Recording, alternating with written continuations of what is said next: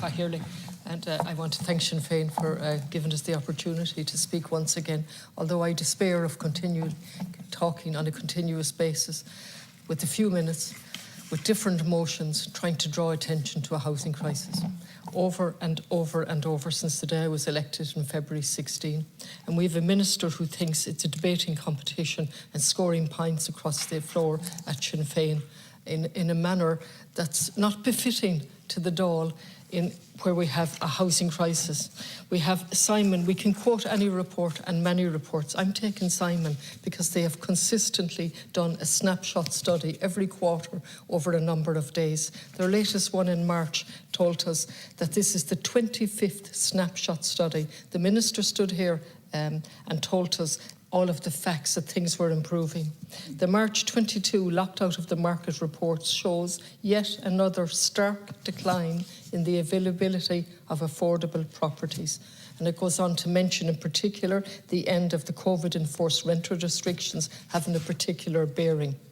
The private rental market is affected by the ongoing contraction in supply, the increase in rental prices, and an overall lack of affordability. There was a strong decrease in the number of properties available to rent within the standard or discretionary HAP rates, and it goes on. And then we look at Galway City and Galway County. In Galway City, there were 7 properties available for rent. Not a single one of them came under the HAP criteria.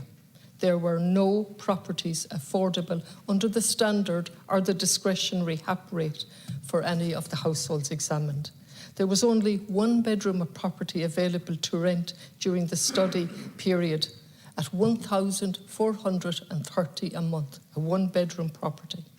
Rents ranged for 3 bedrooms from $2,440 to $2,875. I wish I had more time to repeat the figures because they're absolutely stark, and they make a mockery of what the minister has told us. Rents in Galway County rose at an extraordinary rate of 19%.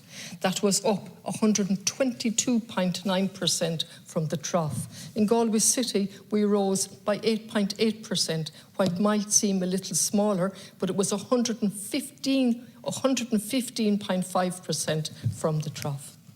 Homelessness has increased in Galway.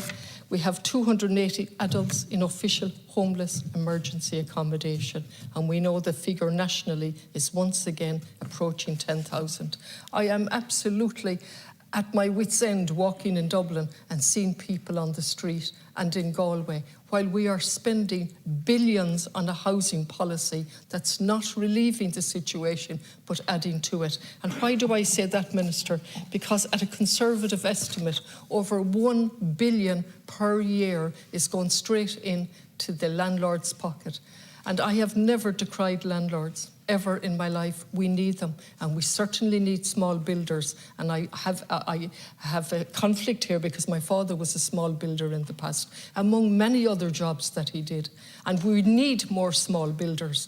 But what's gone here and what's absent is a recognition that ye are ideologically committed to the market, and if to the point of putting in billions into the private market to keep rents artificially high.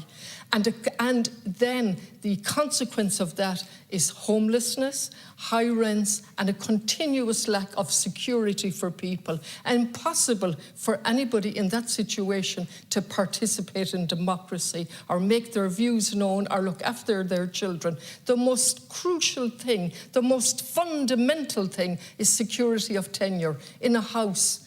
And the government, whichever government, has to commit to being in the market. They have to be ilor an éine, in the middle of the market, providing public housing with absolutely no division. There shouldn't be a division between the public housing and the private housing, the cost rental. We have a housing task force in Galway now, Minister, for years, and I haven't seen one single report that has analysed the cause of the problem in Galway. And in my limited experience, which was 17 years on a local council, I saw what was happening. From 2009, not a single public house was constructed. I repeat, Not one single public house was constructed in Galway. All of the eggs went into the basket of HAP. And indeed, we were told in very plain English that was the only game in town. And so I saw a crisis build up year after year after year and still building up. And the only difference now, Minister, is we're actually putting more money in for the wrong reasons. Now, I would like to know, where is the audit from the Land Development Agency? They were set up on a non-statutory basis prior to the legislation, and one of their first tasks was to give us an audit of all the public land available. And in my last 30 seconds, I'm once again going to highlight that Galway City, one of the 5 cities destined to grow and increase its population by 50%, has no plan for the common good. We have developers developing Kent Station. We have developers developing the docks with the view to selling off property. And then we have other various ones by the university and no overall plan. Cathaoirleach, I won't make your job difficult. Thank you, Deputy.